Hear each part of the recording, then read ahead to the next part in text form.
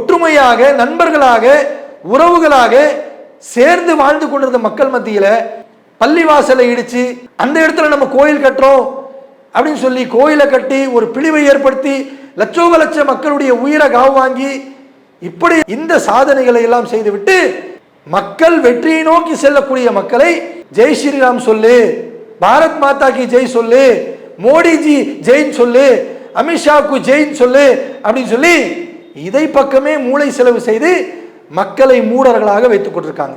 மோடி அரசாங்கத்தால் தொடங்கப்பட்ட பிரதான் மந்திரி உஜ்வாலா திட்டத்தின் கீழ் 10 கோடி பெண்கள் பயனடைந்தனர் சார். வர லோக்சபா தேர்தலில் பாஜக வாக்களிப்பீங்களா சார்?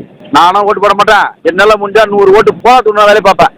30-60 ரூபா வித்த பெட்ரோல் 110 ரூபா 110 ரூபா விற்குது. மகிழ்ச்சி.